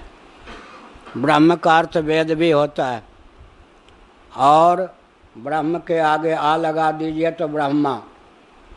ब्रह्मा का अर्थ भी वेद का मूर्त रूप, साकार विग्रह, वो ब्रह्मा जी हो गए। हिरण्यगर्भ उनको कहते हैं। वेदो हिरण्यगर्भो वा ब्रह्मा, यहाँ पर ब्रह्मादि भ्यः में ब्रह्म को ले लेंगे तो ब्रह्म से ब्रह्मा का भी ग्रहण हो जाएगा, ब्रह्म से वेद का भी। वेद की भी स्तुति करते हैं और वेदज्ञ ब्रह्मा की भी स्तुति करते हैं और परब्रह्म जो वेद के प्रतिपाद्य हैं उनकी भी स्तुति करते हैं। एक ही शब्द की 3 जगह गति हो गई। कौन कौन किस जगह? ब्रह्म का अर्थ ब्रह्म हो गया, वेदांत का लक्ष्य। ब्रह्मतः लक्ष्य मुच्यते, प्रणव का लक्ष्य, जीव का लक्ष्य प्रणवो धनु। प्रणव का जो मथितार्थ वो है, जीव का लक्ष्य हो गया। अब ब्रह्म का अर्थ ब्रह्मा हिरण्यगर्भ हो गए, अब ब्रह्म का अर्थ वेद हो गया। तो क्या हुआ? गुरु गोविंद और ग्रंथ। गुरु हो गए ब्रह्मा, गोविंद हो गए ब्रह्म परमात्मा और ग्रंथ हो गया वेद। गुरु, ग्रंथ और गोविंद तीनों की वंदना की, तीनों को नमस्कार किया। या वेदो हिरण्यगर्भो वा ब्रह्म तन्नमस्कारेण सर्वा देवता नमस्कृता भवन्ति। ब्रह्म को नमस्कार कर लिया तो हाथी के पाँव में सबका पाँव, वृक्ष के मूल को सींच दिया तो पत्ते शाखा प्रशाखा अपने आप सिंच गए। इसी प्रकार से समझना चाहिए। ब्रह्म को नमस्कार कर लिया तो क्या हो गया? सभी देवताओं को नमस्कार कर लिया, क्योंकि देवता की अभिव्यक्तियाँ ब्रह्म से ही होती है न कालांतर में। तो वेद, और वेद कौन है? वेद भी अभिव्यंजक संस्थान है। वैदिक शब्दों के द्वारा ही सृष्टि की संरचना होती है। कहाँ लिखा है? देवताधिकरणम में। भू, इस वैदिक शब्द का उच्चारण भगवान करते हैं महासर्ग के प्रारंभ में, तो पृथ्वी की उत्पत्ति हो जाती है, देवताधिकरणम। तो वेद, वैदिक शब्द के द्वारा सृष्टि की उत्पत्ति होती है। वेद में क्या चमत्कृति है? इतिहास, घटना घटने के बाद वेद की संरचना नहीं होती है। वेद में जो कह दिया गया उसके अनुसार घटना घटती है। घटना वेद का अनुगमन करती है, वेद घटना का अनुगमन नहीं करते। तो सृष्टि की उत्पत्ति में वैदिक शब्द प्रयुक्त होते हैं। वैदिक शब्दों के द्वारा ही सृष्टि की उत्पत्ति होती है। अर्थात बीज में जैसे वृक्ष को उत्पन्न करने की क्षमता होती है, वैसे जो वेद हैं वो सृष्टि के बीज हैं। इसी को ले जाएंगे तो मूल वेद कौन है? प्रणव। और प्रणव से ही महत्त्व की उत्पत्ति हुई, उपनिषदों में लिखा। परब्रह्म परमात्मा से शब्द ब्रह्मात्मक वेद की निष्पत्ति हुई।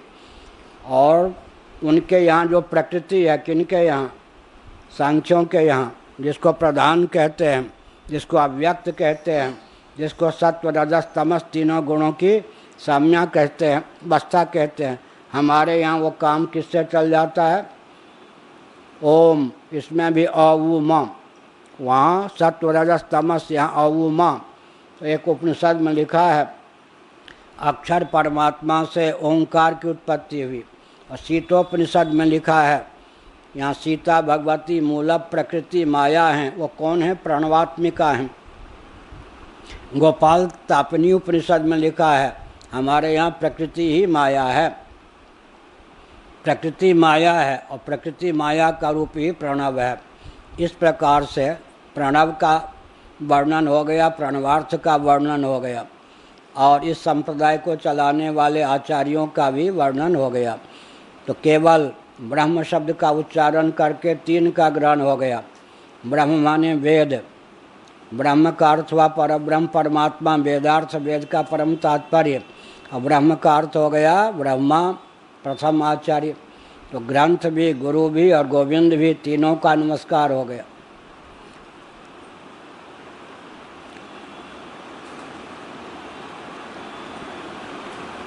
हाँ, वेदो हिरण्यगर्भो वा ब्रह्मा तन्नमस्कारेण सर्वा देवता नमस्कृता भवन्ति तदर्थत्वात् तदात्मकत्वाच्च एषु ह्येव सर्वे देवा इति श्रुतेः। तदर्थत्वात्, सातवीं टिप्पणी लिखे, वेद प्रतिपाद्य होने के कारण, तदात्मकत्वात्, तत्रूप होने के कारण, क्योंकि एषु ह्येव सर्वे देवा इति श्रुतेः। और एकम सद विप्रा बहुधा वदन्ति ऋग्वेद आदि, एकम रूपम बहुधा यह करोति। इंद्रादि समग्र देवों के रूप में भगवान ब्रह्म परमात्मा ही अभिव्यक्त हैं। अतः ब्रह्म को नमस्कार कर लिया तो देवताओं को नमस्कार प्राप्त हो ही गया, यह कहा। और वेद का स्मरण कर लिया तो परब्रह्म अपरब्रह्म दोनों को नमस्कार कर ही लिया। ब्रह्मा जी को ग्रहण कर लिया तो सभी गुरुओं के गुरु ब्रह्मा जी का नमस्कार कर लिया तो इतर गुरुओं को नमस्कार हो ही गया। एक ही शब्द से तीनों ले लिया, गुरु गोविंद और ग्रंथ। आदिपदे न परमेष्टि प्रभृतयो गृह्यन्ते। अब आदिपद से नमो ब्रह्मादिभ्यः, ब्रह्म के आगे आदि लगा लिया तो परमेष्टि का अर्थ यहाँ पुनरुक्ति ना हो जाए, क्योंकि ब्रह्मा कह चुके हैं, इसीलिए यहाँ पर परमेष्टि का अर्थ है विराट। हिरण्यगर्भ को ले लिया ना पहले, इसलिए विराट। नहीं तो परमेष्टि कहने पर पुनरुक्ति हो जाएगी। हिरण्यगर्भ का ग्रहण या ब्रह्मा का ग्रहण कर चुके हैं, यहाँ परमेष्टि शब्द का अर्थ हो गया विराट पुरुष। ये भी गुरु हैं। श्रीमद् भागवत में लिखा गया विविध अवतारों के बीज कौन है? विराट। विराट भगवान विविध रूपों में अवतीर्ण होते हैं। इस प्रकार से हिरण्यगर्भ को भी नमस्कार किया समष्टि दृष्टि से, स्थूल प्रपंच में तादात्म्य पत्ति को की दृष्टि से फिर विराट को भी नमस्कार किया। ये भी गुरु हैं। गुरु क्या हैं? जो हैं ये, हमको भूख लगती है तो शरीर के बाहर अन्न होता है या अंदर? डालमा आदि। अब प्यास लगती है तो पानी बाहर से चाहिए, ठीक है। विराट को भूख लगेगी तो उसके शरीर के बाहर क्या होगा? हिरण्यगर्भ को भूख लगेगी तो उसके शरीर के बाहर क्या होगा? शरीर के बाहर अन्न होगा या अंदर? आकाश पाताल का अंतर हो गया या नहीं? इसलिए हमारे पूज्य गुरुदेव ने कहा समष्टि अभिमान पालो, ईश्वर कल्प हो जाओगे। आत्मा को ब्रह्म रूप समझो, ब्रह्म हो गए। समष्टि अभिमान पालो, ईश्वर कल्प हो जाओगे। संकीर्णता खत्म, जीवत्व विगलित। जिस श्रीमद् भागवत, जिस ब्रह्मा जी को समुद्र में डूबने का भय लगा हो रहा था, नौका के तुल्य कमल पद्म डमाडोल, उस ब्रह्मा जी ने तप किया। तप के बाद उनको बोध हुआ अपने वास्तव स्वरूप का, तो वो समुद्र ब्रह्मा जी के अंदर सिद्ध हो गया या बाहर? तो एक लोटा पानी हमने पिया तो उस पानी में डूबने की चिंता होगी? जिस पानी में डूबने की उत्ताल तरंगों से युक्त प्रलयकालिक पयोदधि में उदधि में डूबने की चिंता थी, वो सिद्ध हो गया कि हमारे शरीर के अंदर है। स्वप्नावस्था में प्रतिकूल दृश्य को देखकर स्वप्न में जिस शरीर में हमारी अहंता होती है उस शरीर से डर लगता है या नहीं? कहीं यह बोध हो जाए कि हम तो तेजस हैं। समग्र स्वप्न प्रपंच हमारा शरीर है, पृथ्वी भी, पानी भी, प्रकाश भी, पवन भी, आकाश में भी तो कोई हर्षप्रद या भयप्रद दृश्य रहेगा। इसीलिए विराट भी गुरु होते हैं, क्योंकि वहाँ विराट का अर्थ क्या हुआ? हमारी भूख और विराट की भूख, हमारी प्यास और विराट की प्यास। क्या हमारी अहमियत थी? अभी अब कोई संकट आ जाए तो अपने अपने शरीर को लेकर भगेंगे। और विराट का मतलब क्या हुआ फिर? उनकी तादात्म्यापत्ति समष्टि को लेकर ही होती है। हमारी तादात्म्यापत्ति पंचभूत को लेकर कहाँ होती है? स्थूल शरीर को ही। शरीर को पंच भौतिक समझने पर भी निसर्ग सिद्ध तादात्म्यापत्ति समष्टि को लेकर है या स्थूल शरीर को लेकर? इसीलिए कहा परमेष्ठि प्रभृतयो गृह्यन्ते। परमेष्ठि प्रभृति, उसमें फिर ले लिया प्रभृति में किसको लेंगे? अब वो ले लीजिए हमसे जो बहुत उच्च कोटि के हैं, बृहस्पति जी आदि, फिर गणेश जी इत्यादि हो गए, हिरण्यगर्भ और विराट के अवतार रूप में जो विविध देवी देवता आराध्य हैं या विविध गुरु लोग हैं, इन सब की गुरुवृंद हैं, उन सब की वंदना की गई, उनको नमस्कार किया गया। यद्यप तेषा मुक्तो ब्रह्मांतर्भावः तथापि तेषु अनादर निराशार्थम पृथक ग्रहणम।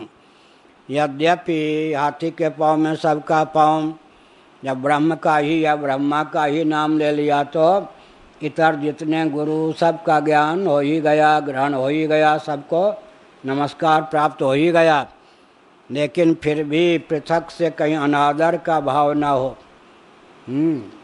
हमें तो शंकराचार्य से हमारा परिचय है भाई, सीधे संपर्क है।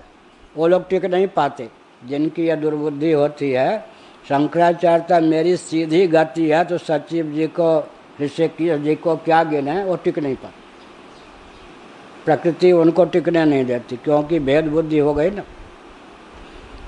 अब प्रधानमंत्री के सचिव से तुम द्वेष करो, प्रधानमंत्री पसंद करेगा? इसलिए परंपरा होती है, माध्यम की परंपरा होती है ना। अब मुझे भी कोई काम करना है गौशाला का, मैं सीधे कर दूंगा? मेरे द्वारा ही जो नियुक्त हैं उनको पूछूंगा क्या स्थिति है। मंदिर की व्यवस्था, भोजनालय, कम से कम 15 प्रकल्प चल रहे हैं, समुद्र आरती दैनिक, मेरे द्वारा नियुक्त जो व्यक्ति हैं उनसे पूछूंगा या नहीं?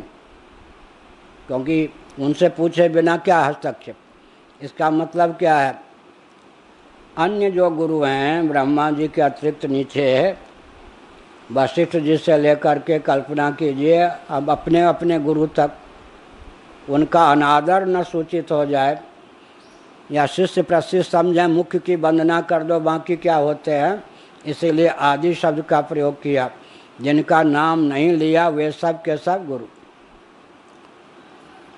ब्रह्मांतर्भावः तथापि तेषु अनादर निराशार्थम पृथक ग्रहणम। उनके अनादर का निवारण करने के लिए पृथक से आदि पद का ग्रहण किया गया। एक व्याकरण के जानकार वैयाकरण मरने की दशा में थे, मुमूर्षु थे। किसी ने कहा पंडित जी शरीर छूटने वाला है, राम राम राम कहिए, रामा। अरे राम राम कहे, अरे बहुवचन का प्रयोग कर दिया। अब बार बार क्या कहते हो? बहुवचन में तो 1000 बार कहने की जरूरत है। राम नहीं कहा हमने, रामा कह दिया भाई, बहुवचन का प्रयोग कर दिया। बार बार तंग करते हो राम राम।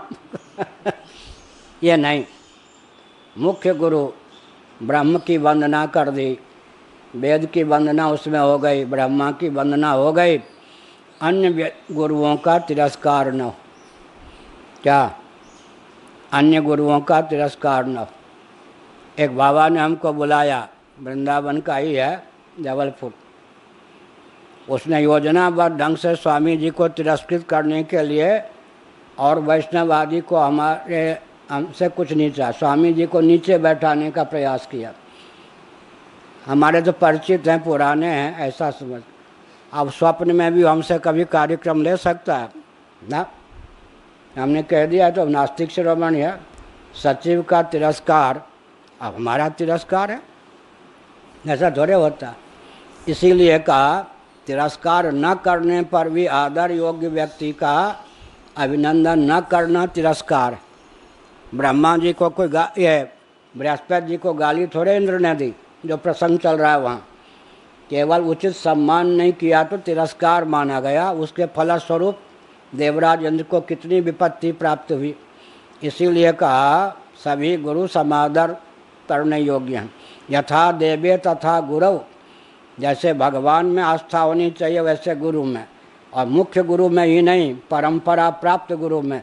मुख्य गुरु के बाद परंपरा न चलती तो मुझ तक कहाँ से विद्या आती, आप तक कहाँ से आती? क्या ये भी तो है ना? ब्रह्मा जी तक ही विद्या अटक जाती, उनके आगे गुरु परंपरा चलती। वंश ऋषिभ्या इसीलिए कहा ना, ब्रह्मा जी तक विद्या लटक जाती, उनके बाद विद्या की परंपरा न चलती तो हम क्या करते? हम तक विद्या आती कैसे? इसीलिए पूरी गुरु परंपरा के प्रति, पूरे गुरुओं के प्रति समादर के लिए आदि पद का प्रयोग किया गया। चतुर्थी नमो योगे, नम के योग में, नमस्कार के योग में। नमः शब्द त्रिविध प्रभवी भाव विषय। इस प्रकार से मन वाणी कर्म, नमः का अर्थ क्या है? नमयति, झुकाता है। मन वाणी कर्म तीनों से नमस्कार। वो ऊपरी ढंग से नहीं, नमस्ते जी नमस्ते, नमस्कार गुरु जी नमस्कार, इससे काम नहीं चलता। हृदय से प्रभवी भाव, सचमुच में मन वाणी कर्म तीनों झुके आचार्य के प्रति। यहाँ तक कहा गया है तत्वज्ञ हो जाने पर भी, अभेद दर्शन संपन्न हो जाने पर भी, जब तक जीवन है तब तक गुरु गोविंद और ग्रंथ के प्रति आदर छोड़ना नहीं चाहिए। द्वैत बुद्धि कल्पित करके अपने को इनसे हीन मानकर व्यवहार करना चाहिए। क्या या जब तक जीवे तीन को नमस्कार करे, गुरु गोविंद और ग्रंथ। गुरु का अर्थ फिर गुरु परंपरा, वंश परंपरा, वंश परंपरा, गुरु वंश, वंश ऋषिभ्य, जिन ऋषियों के प्रताप से हमको ज्ञान प्राप्त हुआ उनको। झुकना, प्रपन्नता, विनम्रता, मन केवल जवानी जमा खर्च नहीं, हृदय से, हृदय से, हृदय से, तीनों ढंग से, मन वाणी कर्म से। मन से भी झुके, वाणी से भी, कर्म से।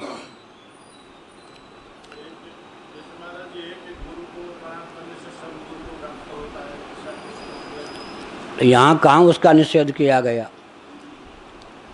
सब गुरु कहा ना, फिर सब गुरु कह दिया ना। फिर इसका मतलब यह है कि सभा इत्यादि में,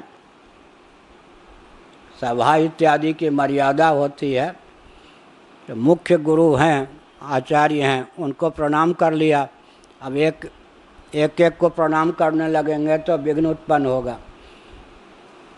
मूल गुरु को नमस्कार कर लेने पर सबका नमस्कार हो गया, लेकिन प्रधानमंत्री को हाथ जोड़ दिया, राष्ट्रपति को बाकी के साथ ऐसा फेरा तो काम करेगा, काम देगा आपको? आखिर प्रश्न उठता है कि मूल गुरु रहें और परंपरा गुरुओं की न रहे तो मूल गुरु का ज्ञान हम तक कैसे पहुंचा? क्या गोत्र प्रवर्तक ऋषि हुए, ठीक है, लेकिन हमारे पिता ही ना होते तो हम कहाँ से होते? वहाँ पर है कि मूल गुरु को नमस्कार हो गया तो सबको हो गया, तो कह ही दिया उन्होंने। फिर भी अवान्तर जो गुरु हैं, अतिरिक्त जो गुरु हैं, उनके अनादर का भाव मन में न आवे शिष्यों को, इसीलिए आदि शब्द का प्रयोग किया। हो तो गया। हो जाने पर भी अतिरिक्त होना आवश्यक है क्या? नहीं तो हम तक कैसे आवे? हम वंश प्रवर्तक जो ऋषि हैं, गोत्र प्रवर्तक, उनको नमस्कार कर लें, अब पिता को नमस्कार करना बंद कर दें तो? हमने तो जिनसे वंश चला उनको नमस्कार कर लिया। कश्यप ऋषि को नमस्कार कर लिया, आप कौन होते हैं? ऐसा नहीं ना। इसीलिए जैसे पितृ परंपरा है, ऊपर नीचे से ऊपर, वैसे ऊपर से नीचे, क्या ऊपर से नीचे भी, इसलिए गुरुओं को नमस्कार करना चाहिए। कृतज्ञ को ज्ञान नहीं पचता, बहुत विचित्र बात। यद्यपि तेषाम उक्तो ब्रह्मांतर्भाव तथापि तेषु हो गया ननु ब्रह्म विद्यां वक्तुं कामेन किम इत्येते नमस्क्रियते क्रियन्ते सैव हि वक्तव्येत्यतः ब्रह्म विद्या संप्रदाय कर्तृभ्यः। अब प्रश्न उठा कि आप तो ब्रह्म विद्या का प्रतिपादन करने के लिए उद्यत हुए हैं, विवरण लिखने के लिए, भाष्य लिखने के लिए उद्यत हुए हैं। ऐसी स्थिति में नमस्कार करने की क्या ज़रूरत, नमस्कार की क्या आवश्यकता है? गुरुओं को नमस्कार करने की आवश्यकता क्या है? कहते हैं ब्रह्म विद्या संप्रदाय कर्तृभ्य। अरे भाई, हम जो भाष्य लिखने जा रहे हैं तो भाष्य लिखने के लिए ज्ञान चाहिए ना, वो ज्ञान किसने दिया? ब्रह्म विद्या संप्रदाय कर्तृभ्य। कर्तृभ्य का मतलब है यहाँ पर उद्भाषित करने वाले, क्योंकि यहाँ वेद की रचना तो भगवान भी नहीं करते। हमारे अनुसार तो वेद की रचना भगवत कर्तृक भी वेद नहीं। शास्त्र योनित्वात्, भगवान के निश्वास स्वरूप वेद हैं। भगवान भी वेद का उपदेश करते हैं, वेद की संरचना नहीं करते। समग्र ज्ञान विज्ञान का मूल जो वेद है, भगवान वेद की रचना नहीं करते, वेद का उपदेश करते हैं। उनके सहज निश्वास स्वरूप वेद हैं। लेकिन उस वैदिक विज्ञान को गुरु परंपरा से हमने प्राप्त किया, इसलिए ब्रह्म विद्या संप्रदाय, संप्रदाय का अर्थ होता है वैदिक परंपरा से ज्ञान विज्ञान प्राप्त करने की विधा को प्रवर्तित करने वाले आचार्य। आजकल संप्रदाय शब्द बहुत तिरस्कृत हो गया, बहुत आदर का। भगवान शंकराचार्य ने लिखा, समग्र शास्त्रों को पढ़ने वाला भी कहीं आचार्य परंपरा से उसने ज्ञान न प्राप्त किया हो, उसकी उपेक्षा कर दो। गुरु परंपरा से ज्ञान नहीं है, उपेक्षा कर दो। बिस्कुट खाते हुए, चाय पीते हुए टेबल पर ये ज्ञान मिलेगा कभी? इसलिए अरण्य विद्या है या नहीं? अपने आप नहीं मिलेगा, पागल हो जाएगा, विक्षिप्त हो जाएगा, गुत्थियाँ कौन सुलझावेगा? इसीलिए संप्रदाय माने परंपरा से जो वैदिक विज्ञान प्राप्त हुआ है, गुरु परंपरा से। संप्रदाय ब्रह्म विद्या के संप्रदाय को उद्भाषित करने वाले।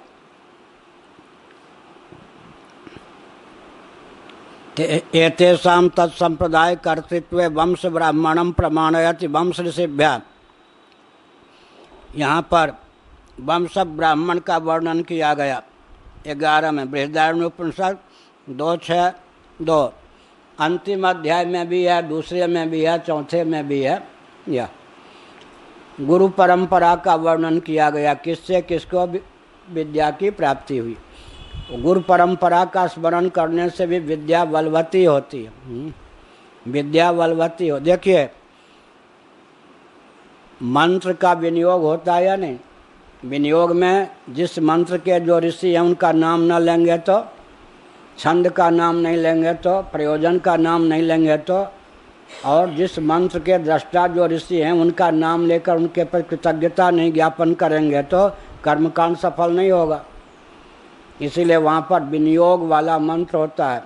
इसी प्रकार से जो विद्या जहाँ से मिली उन महापुरुषों का नाम लेना चाहिए, उनके गुरुओं के गुरुओं का भी स्मरण तो करना चाहिए।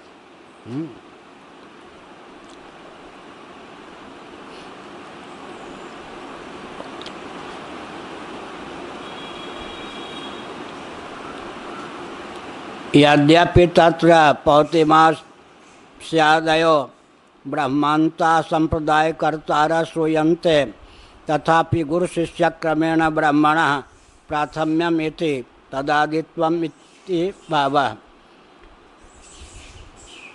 यहाँ पर ऋषियों का नाम लिया, ब्रह्मा जी पर्यंत संप्रदाय के कर्ता सुने जाते हैं, तथापि गुरु शिष्य क्रम से ब्रह्म को प्रथम स्थान दिया गया है। गुरु शिष्य क्रम से ब्रह्म को प्रथम स्थान, ब्रह्मा जी को प्रथम स्थान दिया गया।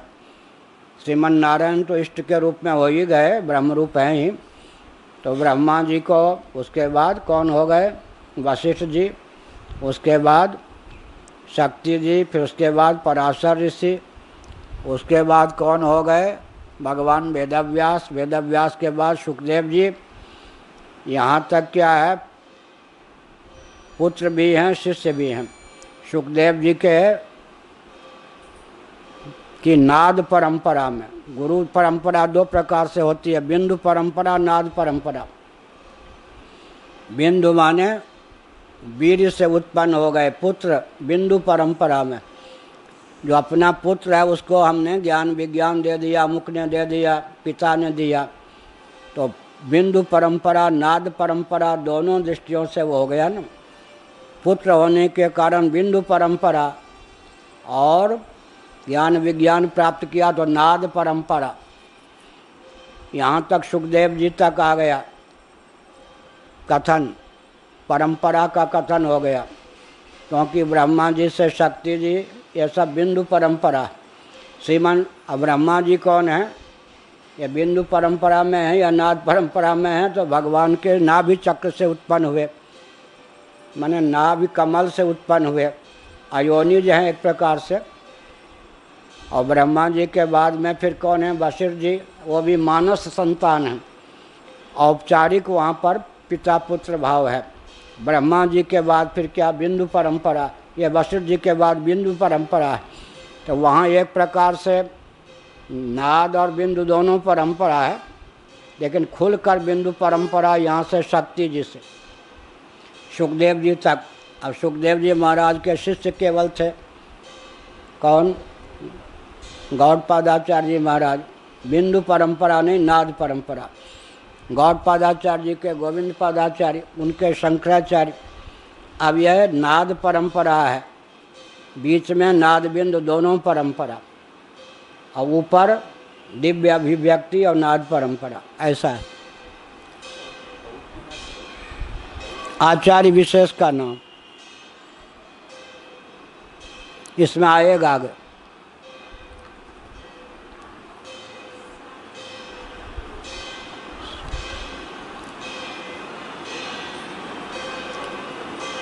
संप्रात्य पर गुरु नमस्करोति नमो गुरुभ्यः। ब्रह्मादिभ्य कह दिया, फिर नमो गुरुभ्यः। वंश परंपरा के ऋषि को नमस्कार किया, लेकिन हम वंश परंपरा में जो नहीं आते हैं, यहाँ की विद्या की दृष्टि से क्या, बृहदारण्यक उपनिषद में जहाँ जहाँ विद्या विशेष है वो भी तो गुरु हुए हैं। अब उदाहरण के लिए सनत कुमार नहीं आए ना 10 गुरुओं में। भगवान शंकराचार्य तक जो 10 गुरु हैं उसमें सनत कुमार तो नहीं आए, नारद जी तो नहीं आए, तो क्या हमारे गुरु नहीं हो गए? वो गुरु तो हैं, उनसे भी कोई संप्रदाय चला। पंचरात्र संप्रदाय किन से? नारद जी से। भागवत परंपरा सनकादि से। और नारद जी को जो उपदेश दिया सनकादि ने, वो छांदोग्य उपनिषद में है या नहीं? तो छांदोग्य उपनिषद जब हम पढ़ेंगे तो नारद जी हमारे गुरु हो गए या नहीं? और नारद जी हो गए तो सनत कुमार जिनसे भूमि विद्या की प्राप्ति हुई नारद जी को भी हो गए या नहीं? भले ही हमारी सीधी गुरु परंपरा में नहीं, लेकिन हम छांदोग्य उपनिषद पढ़ेंगे तो फिर क्या होगा? 7वें अध्याय का जो ज्ञान आवेगा वो किसकी परंपरा से आवेगा? अंत में नारद जी की परंपरा से। नारद जी को कहाँ से मिलेगा? सनत कुमार से। सनत कुमार को कहाँ से मिले? ब्रह्मा जी से। ब्रह्मा जी को नारायण से। ब्रह्मा जी के बाद में सनत कुमार हमारी परंपरा में नहीं आए, लेकिन गुरु हैं या नहीं? नारद जी का नाम सीधे नहीं लेंगे, लेकिन छांदोग्य सूत्री के 7वें अध्याय का अध्ययन करेंगे तो वहाँ पर उनका स्मरण करना है या नहीं, नहीं करेंगे तो विद्या फलवती नहीं होगी।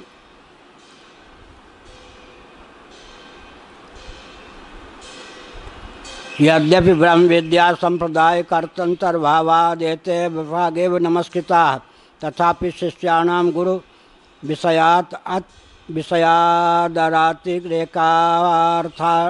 रेकार्यार्थम पृथक गुरु नमस्कारणम यश देवे पराभक्ति इत्यादि श्रुते है। अब कहते हैं कि आदि शब्द का प्रयोग कर दिया, फिर कहते हैं नमो गुरुभ्या भी फिर कह रहे हैं कि भाई गुरु ऐसे ही हैं, बार बार नमस्कार करो, उसमें पुनरुक्ति मत समझो। आदि भी कह दिया, फिर नमो गुरुभ्या भी कह दिया। ज्ञात अज्ञात में और जो गुरु हैं, क्योंकि नरेंद्र विवेकानंद जी हिमालय में एक जगह गए, एक निवृत्ति परायण संत से उन्होंने कहा देश की दुर्दशा है, देश गुलाम है और आप व्यक्तिगत कल्याण के लिए ही तप में लगे हैं, मैदान में आना चाहिए। उस समय नरेंद्र बाबू थे विवेकानंद जी, कोई परिचय नहीं था। दिव्यदर्शी महात्मा ने कहा नरेंद्र, तुम जैसे व्यक्तियों को लोक संग्रह में लगाने वाला कौन है? हम लोग हैं, संकल्प करके तुम जैसे व्यक्तियों को प्रेरित करते। समझ गए? अब हम समझें कि धर्म सम्राट स्वामी कर्पात्री जी महाराज के हम शिष्य हैं, उन्होंने हमको बताया ये सब करना है, लेकिन उतना ही थोड़े है। ये 7 ऋषि हैं, देवता आदि हैं, पितर हैं। मुझे तो मालूम है ना कि कम से कम 10,000 तो पितर, फिर गंधर्व, फिर देवता, इन सब की प्रेरणा पा करके, इन सब का रुख पा करके हम भारत अखंड हो इस सब में लगे हैं। पूज्य गुरुदेव तो सीधे नाम लेने योग्य हैं ही, उनकी कृपा से उन्होंने सब योजना दी, उन्होंने ये ज्ञान दिया। लेकिन गुरुदेव के अतिरिक्त जिनको हम सामने देखते नहीं, जानते नहीं, उन सब का संकल्प है दिव्य परिवर्तन के लिए, दिव्य देश की संरचना के लिए, तब हम लोग लगे हैं। इसलिए ज्ञात अज्ञात में जिन गुरुओं का उल्लेख नहीं हुआ वे गुरु भी नमस्कार के योग्य हैं। ओम पूर्णमदः पूर्णमिदं पूर्णात् पूर्णमुदच्यते पूर्णस्य पूर्णमादाय पूर्णमेवावशिष्यते। ओम शांति शांति शांति। नामापिते च मधुरं मधुरं स्वरूपं कर्मापिते च मधुरं मधुरा स्मृतिश्च। बुद्धिं प्रबोधय प्रभो मधुबोधशक्तिं विद्यां प्रयच्छ परमां परिभावयामि। नारायणाखिल गुरो भगवन् नमस्ते, नारायणाखिल गुरो भगवन् नमस्ते, नारायणाखिल गुरो भगवन् नमस्ते। हर हर महादेव।